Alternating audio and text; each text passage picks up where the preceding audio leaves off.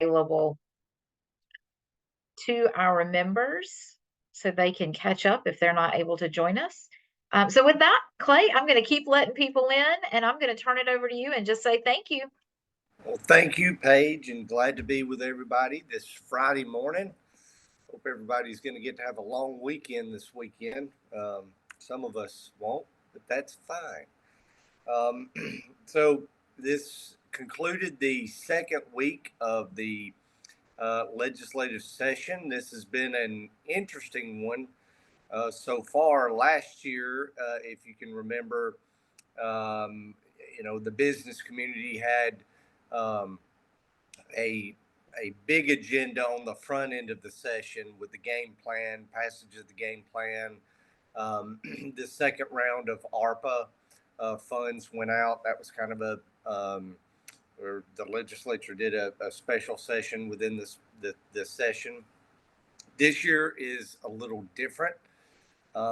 You will see our agenda come uh, closer to the middle of session. Um, for those that were in attendance last week, you heard me talk about this year will be kind of a red meat year, as the second year of the quadrennium tends to be. So you'll see and did see in the Senate, particularly last week, was SB1 by Senator Gudger, that was the anti-ballot harvesting bill. The legislature is very interested in election security, rightly so. We need to make sure that the public trusts our elections and continues to show up at the polls.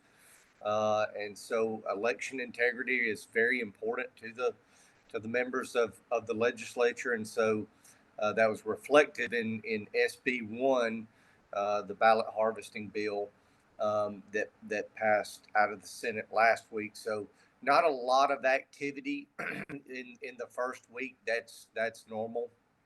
Both last week and this week were 3-day weeks. Typically, they're 2-day weeks, but they can go 3-day weeks. And what that really means is, on a typical week, the legislature will go into session on Tuesday and Thursday, excuse me, and then have Wednesdays as committee days. But they can go into session on Wednesdays as well, and they did last week and this week. So technically, we will on Tuesday be on day 7 out of 30. So that's moving very quickly. In the House, to continue with the Senate then passed a few bills on Tuesday dealing with libraries and dealing with the state archives. And then yesterday, some bills that just were odd and end bills, nothing too controversial, nothing that we were interested in. The House, on the other hand, has seen very little activity because, and I mean committee work as well. There have not been many bills that have been put into play. So we expect the floodgates to open next week. And the reason for that is they took up gaming. And it passed out of the House of Representatives yesterday. Now, this is would be a constitutional amendment that would allow a state lottery that would allow 10 casino facilities around the state of Alabama. It would allow sports betting, and then ultimately would be stiffer penalties to crack down on any illegal gaming outside those 10 facilities that are permitted. It's a package of bills. And I'll admit I don't know a lot about any details, so don't ask me that just yet. It's 144 pages, and we are neutral. BCA is neutral in this bill, so that's why I'm not too studied up on it. A few other big things that you're going to see is school choice. School choice legislation has been discussed in the halls of the State House for a while. You've probably seen that the governor has taken it of interest. And the interesting thing about this bill, the reason why it will ultimately pass and we will have school choice in Alabama is that the two Education Trust Fund chairmen are the sponsors of this bill. So Senator Orr, he'll kill me. Senator Orr in the Senate and Representative Garrett in the House. The reason why school choice is not passed uh, previously is because of the cost. It's fairly costly. This will set up education savings accounts, and it will be capped, and it will be a phased approach as years go by. The program will be expanded to where more and more students will qualify for it if they're in poor performing schools, and their parents will have options to get them out of that situation and into a better school. We in the business community understand uh, uh, what competition means, and so hopefully this will bring about some competition and make our poor performing schools do better. So BCA is certainly interested in improving our education system across the board. Our workforce is incredibly important, and our education system is certainly turning out the workforce for tomorrow. And we know that our system in Alabama is not the best that we believe that it can be. School choice certainly will not be the silver bullet, and so we are have another package of bills that will be coming from the Lieutenant Governor's Commission on Workforce Development. This commission was designed, oddly enough, I passed the resolution to create the commission when I was still in the Senate way back. And the what we wanted to do with that is really take a deep dive into workforce development in the state of Alabama, where the money is spent, if it's spent efficiently, and if workforce was getting delivered where it needs to be delivered. A few things that we noticed from that was no one person is in charge of workforce development in the state of Alabama, and that's pretty important. That's a pretty glaring um, problem that we see is no one is waking up every single day and thinking about workforce development. Is it working? Is the money getting to where it needs to be? How much duplication do we have? How much quadruplication do we have? And so um, we are proposing that someone be in charge. We definitely don't want to expand government, but we want to look at existing where it makes sense, which department would make sense that this person be housed, and again, get up every day thinking about workforce development and ways to improve it and make sure that we are being fiscally responsible with the dollars, both federal and state that we have. So that will be a big component of it.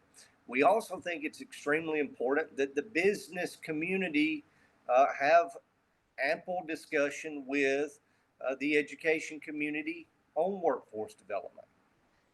You have two basically buyers of workforce development: the people, the workforce that seeks the training, and the business community that needs the employees. And so you will see a committee of business leaders who are going to work in an advisory role to this workforce person in the workforce community and education to make sure that we're turning out workers and that resources are getting to programs that are turning out workers in the areas that are most needed.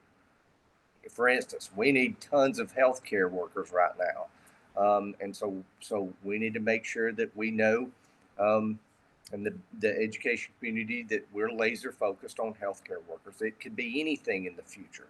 And so that's very important. Y'all have heard us talk extensively about the workforce participation rate in the state of Alabama. We are one of the worst states. We are about 5 points less than the national average. And so the more people that we can get into our workforce or into programs that will get them into our workforce is extremely important. And so one of those barriers to entry in the workforce is childcare. Well, healthcare as well, but definitely childcare. And so we are supporting, along with Manufacture Alabama and uh, really the whole business community, is a child care tax credit. We think that that will really help to move the needle and provide some uh, uh, child care so that people, especially single mothers, can get to work. Child care has gotten extremely expensive. I'm sure plenty on this call understand that, and so this would provide the opportunity to sort of incentivize our companies to offer in-house child care as well as however they need to do it. Bless you, Paige, and or to offer stipends to their employees to help cover health or excuse me child care costs. The other is people have a place need to have a place to live, and so we are supporting a housing tax credit through the Alabama Housing Finance Authority. I actually used to sit on the oversight committee for that. There are two tiers of money in that that builders will use to build um, inexpensive housing. This is actually a Reagan era program, and it has work requirements. It's not building Section 8 housing and then not incentivizing anyone to go to work. You have to have a job to get one of these units, and there are two blocks of money in there. One is overserved. This is historic the way it happens. Everyone applies for the larger percentage or excuse me, the larger percent of assistance that they can get, builders, I mean, but they don't for the other because it's reduced rents and it just doesn't cash flow for them. And so we have a lot of federal money in this program that's not being utilized. And so this tax credit will help cover that delta there so that um, well we know this will work because I think it's 38 other states have done it and has brought more housing, affordable housing that we know will lead to to more workers in our workforce. So those two tax credits are extremely important in bringing that down. Again, you'll probably, now the gaming legislation will move to the Senate, and so that will probably tie them down for a while. And then, interestingly enough, ethics reform is being talked about in the House. This is not designed to loosen the ethics laws. It's actually designed to clarify them, eliminate the gray areas. Matter of fact, when I first was elected in 2010, we went into a special session, and there were tons of new freshmen in that class, including myself. When we passed the sweeping ethics reform, looking back, that was done in haste, and there is a lot of gray areas. And in my opinion, ethics should be black and white. Um, People should not be afraid to go into public service, and I often heard that when I would talk to potential candidates about running, is they didn't want to deal with that. The ethics laws doesn't just apply to public officials; it applies to state employees. I think it's something like 350,000 people are actually covered under Alabama's ethics laws. Not just you think it's just the legislature. It's not. It's city, county, down the line. And so that will be interesting. We're certainly interested in that because we again believe that we need strong ethics laws in Alabama, but certainly everyone needs to know what that means, and it should not be left up to a commission to change the rules as things go on. So that will be moving in the House, and if it's passed, ultimately to the Senate. Switching gears, that's not really legislature related. Um, those in attendance last week heard me discuss BCA's Alabama Strong effort. This is our pushback against the UAW. The UAW is trying to unionize our OEMs, auto plants in Alabama. We're the third largest auto producing state in the country now, and they want those dues. They want those 50,000 Alabama employees that are employed in the automotive industry. And so they're making a strong push, particularly right now at Hyundai and Mercedes. And so BCA is leading the effort to message against that, to make sure that the people of Alabama know exactly what unionization will mean, and how it will impact economic development in the future of Alabama. And as y'all probably know, it will be very negatively. And so that's why we are making it a priority and running the Alabama Strong campaign. So I would invite you to visit alabamastrong.com, where it's our messaging platform where we tell the truth and we make sure that the people of Alabama know what unionization truly means. So this week we moved to phase 2 in that program.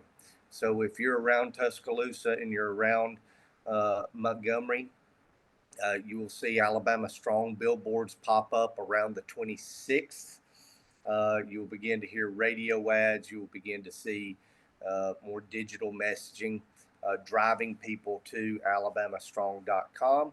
You'll continue to see influencers pop up. Bishop Searcy is our next one. Really good op-ed from him. And moving forward, we need y'all's help. We need to get the message out of what this truly means for Alabama, how serious it is.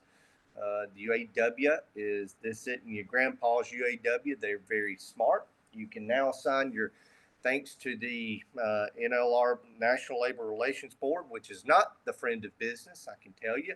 You can sign your union dues on your cell phone now. So Mercedes and Hyundai are at 30%. So folks, they can call for an election anytime they think that they're over 50%. So it's serious. We're working very hard on it at BCA and our chamber partners in those locally affected areas. I call them affected because it's about like a disease. And we are monitoring the activity at Honda in Lincoln and Mazda Toyota in Huntsville. We believe that they are targeting Mercedes and Hyundai first before they move to those. So once those pop up, you'll see the same type activity from us around those two locations. And Paige, I'll open it up to any questions. Thank you, Clay. Great update. Pretty active couple of first weeks. Anybody have any questions for Clay? Any clarification on anything? Yep, go ahead. I was curious about the housing tax credit that you mentioned. What's the name of that? The Reagan era program that is for not the Section 8, but the work type housing? What was it called? The interesting thing about it is that I can't remember the name, but since we've been discussing this, the interesting thing about it, I guess I'm a history buff, but the interesting thing about it is Reagan was pushing this program, and it's actually a very conservative program, but to get it across the line, the Democrats wanted to call it, I can't remember what it's called, but it sounds like it's, kind of that's why we say it's a Reagan era think as it actually is. It's got the work requirements. I can't remember. I'll if you'll shoot me your email, I'll get it Sure. to you. Is that something that BCA is advocating for the state looking at, or is there an actual piece of legislation? There's an actual bill, or will be an actual bill. It hasn't Okay, been filed just yet. gotcha. Okay, Yeah, cool. Yeah, I'll shoot over some info and stay close to it if that's good. it will. It's really a no brainer.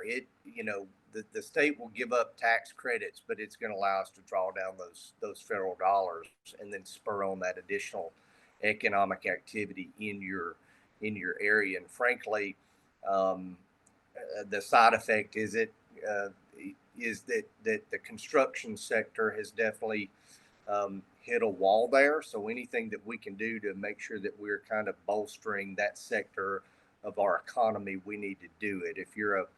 Uh, if you're an economist nerd like I am, uh, that's if that sector fails or begins to slip, that can lead to an economic slowdown very quickly. So we believe that is an important side effect to that, to make sure that we have the construction trade, that we can do anything to make sure that the construction trade is bolstered as best we can. Thank you. You're welcome. Clay, you got any kind of feel at all about the Senate on the gaming bill? Uh, I I do, but because we're neutral, I don't know that I need to really comment on it. I think it has well, I'll talk to you offline, Rick, about it, Okay, if that's okay. that's I fine. hate to.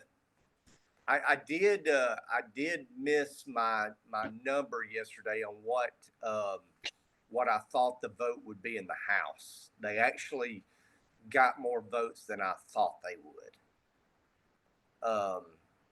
So Wouldn't the issue in the past in the House more so than the Senate? yes, it was, but this is a different bill than we ever had in the Senate.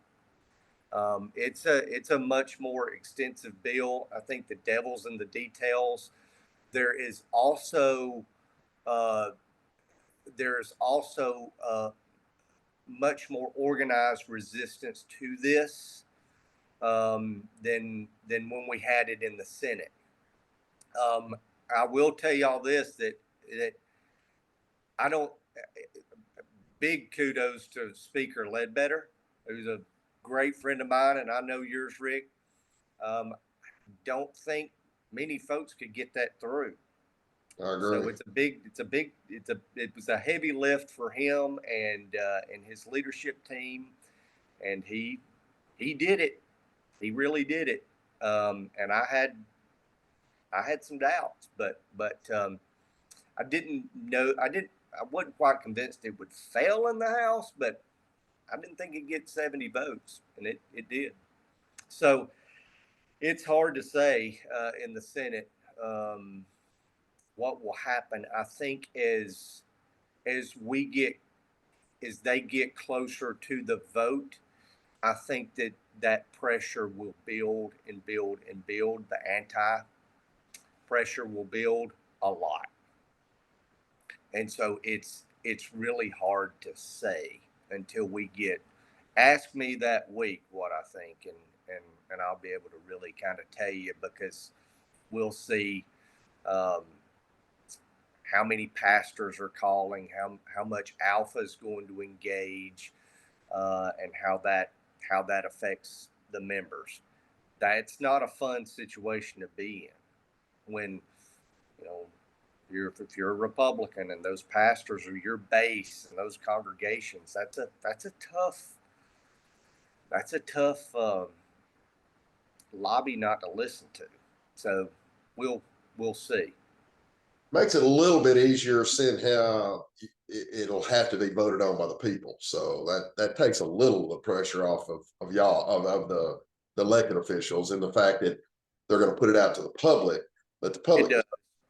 It does, and that's what a lot of members argue, and a lot of them that voted. I mean, he was able to get some votes that I was shocked that he was able to get. Really, I mean, I'm serious. Nathaniel's an operator, and he's really he's got a strong program. So the good thing is, hopefully we can tackle a lot of big things in Alabama that needs tackled. Thank you, Clay. You're welcome. Any other questions? Anybody else? Clay, I saw this morning that Representative Dubose has introduced a bill on 14 and 15-year-olds and lifting some of the requirements for 14 and 15-year-olds to be able to hold a job. Mm-hmm. Was that something that was anticipated or pushed or? No, we did not. And actually, Senator Orr has the same bill in the Senate. In the Senate. Mm-hmm. What's wild about this is there is another bill that Representative Stewart, it has not dropped yet, and he has offered to let us see the bill before he drops it, but it does the opposite. It cracks down on child labor, increases fines and penalties and all that, of which obviously BCA would be probably have a problem with that. Not that we're for child labor. My family was when I was a kid on the farm. I'll tell you that. I told Stuart, I said, "Where were you when I had to work on the farm like that?" But yeah, we're very interested in both of those. You know, for those two dealing with the same topic, two bills in the same year, taking it in different directions is very weird. So we're not sure where that's coming from yet. I'm actually curious to know. Something.